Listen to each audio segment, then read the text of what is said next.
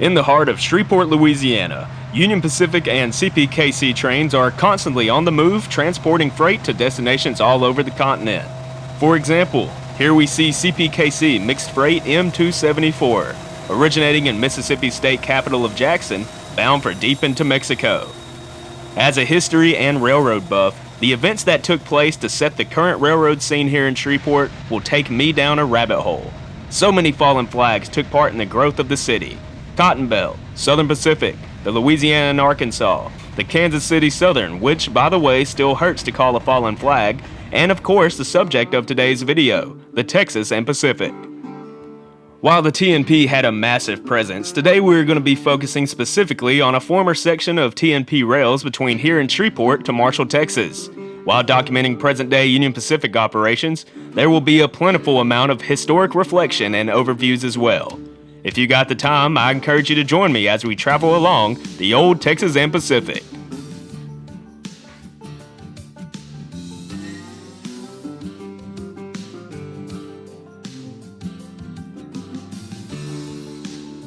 Welcome to Jordan Street, a go-to spot for many rail fans visiting the city. Today you'll find a satisfying amount of traffic rolling through.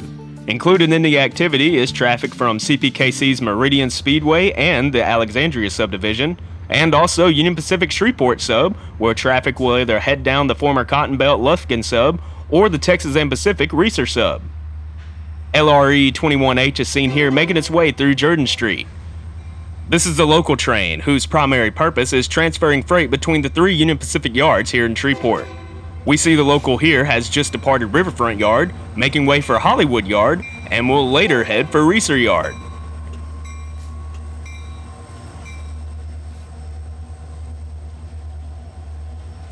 While talks of Amtrak service in the city have certainly become a decent possibility in recent months, they will not even come close to the pure class of Texas and Pacific's passenger service.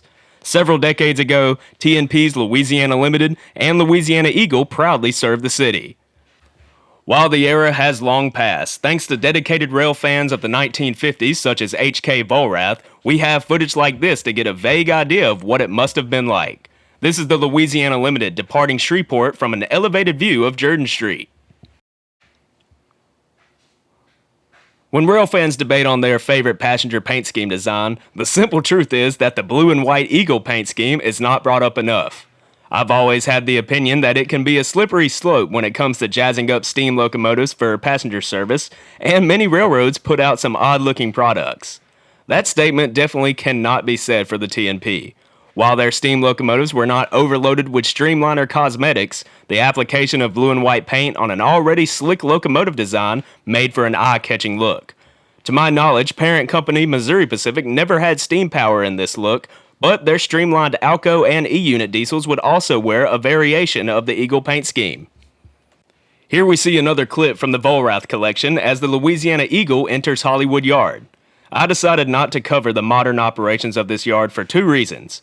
For starters, the yard is not the most accessible, but added on top of that is the poor condition of the area. Unfortunately, it's a common theme here in Shreveport, but over the years around Hollywood, it's deteriorated into a horrible state, and honestly, I just didn't feel like it would be smart to be standing in a rough area with expensive camera gear, let alone by myself. But just a few miles west of Hollywood Yard, we find the third Union Pacific yard in the city, Reeser Yard. Along with the typical features of a small to medium-sized yard, Reeser is also the site of a sizable auto rack facility where vehicles of all shapes and sizes are transloaded for rail access. While not a huge yard, activity is of no shortage here. Yard jobs can be seen classifying cuts of cars for road trains to come in and pick up. There's also a few road trains that originate out of Reeser, and we will be seeing some of them later. But before that, let's check out one of the yard jobs. I work just down the road from the Reeser Yard, so on my lunch break, I'd grab a quick meal and utilize the rest of my time to film some switching. Here we see the LRE-10R switching. The yard jobs here are remote controlled. While the snoot-nose SD40 on the point is neat, the real eye-catcher is the trailing motor number 2155. The locomotive was built in 1986 and is classified as an EMD SD60. To my knowledge, there are not too many of these in active service. While 2155 is no longer on long-distance road trains, it's still working hard while paired up to the remote-controlled unit. LRE-10R has just pulled out a new cut of freight cars and will begin classifying said cars.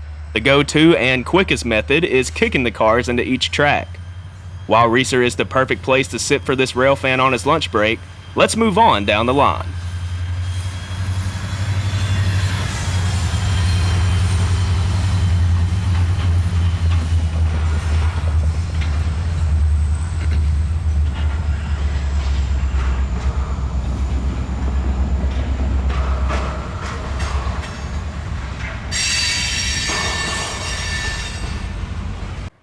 Hopping on a few miles west, and we have crossed the state line into the Lone Star State of Texas.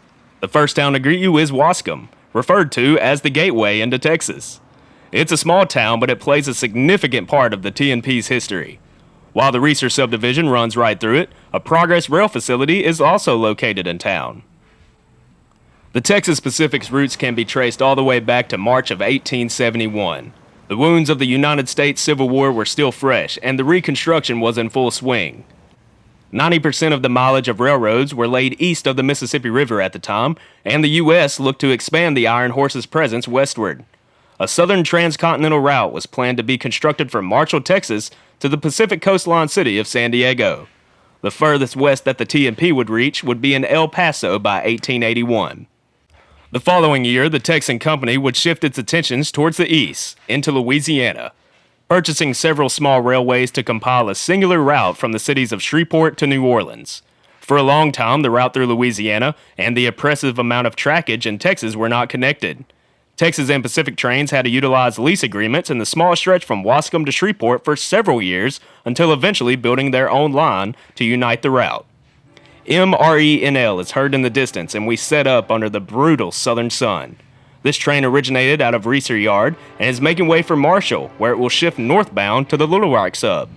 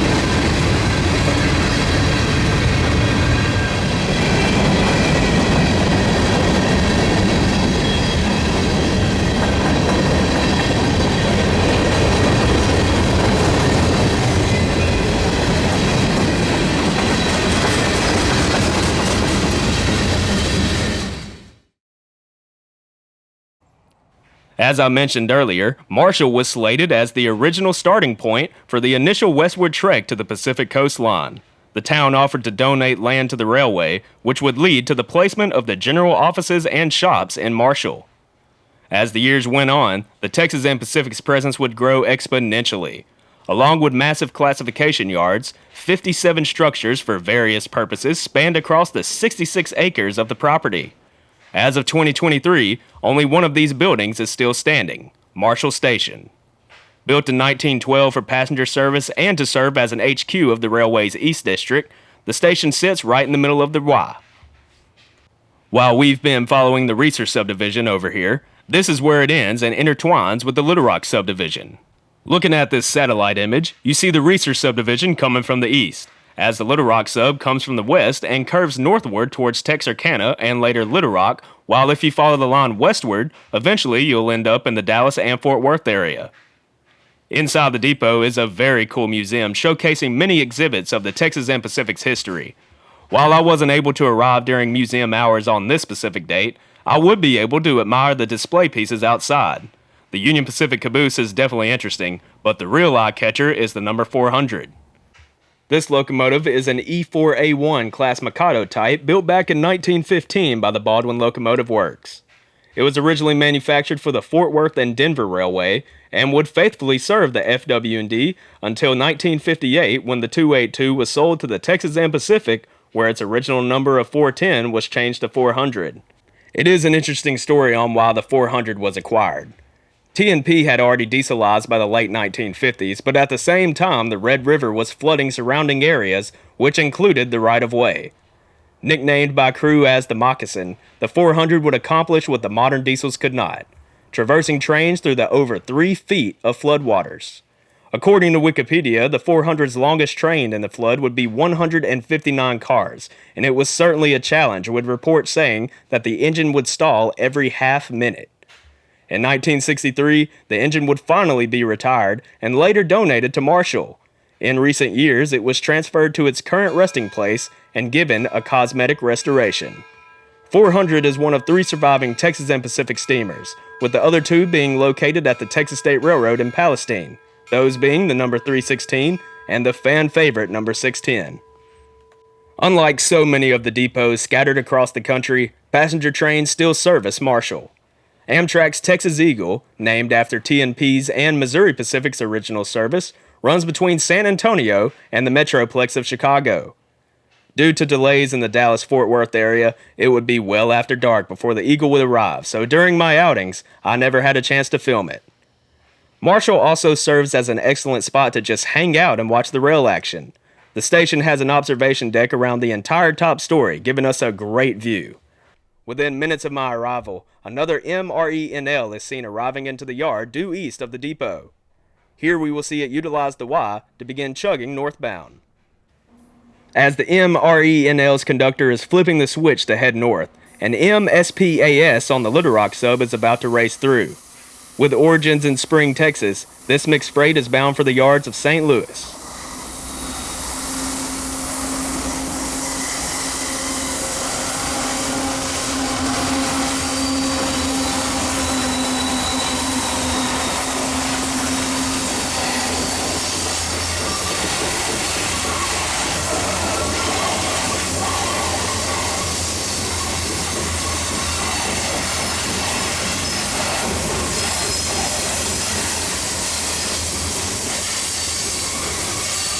Shortly after the power passes, MRENL negotiates the east leg of the Y, where it will turn north and head northbound to Little Rock, Arkansas.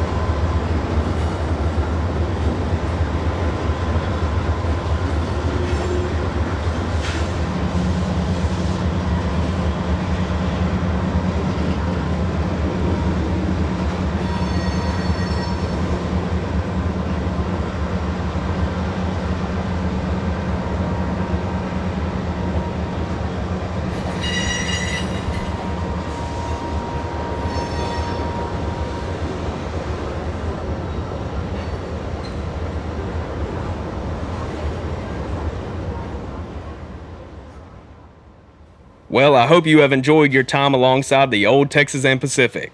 The T&P is one of my top fallen flags, so you'll definitely be seeing more videos covering various topics of it in the future. The same can be said for East Texas. Living in Shreveport now, I am much closer, so I'm excited to do some more exploring in a new region. If you did happen to enjoy the video, leave a like down below and consider subscribing if you haven't already. Until next time, I'll be seeing you somewhere out there on the rails, and as always, my friends, thanks for watching.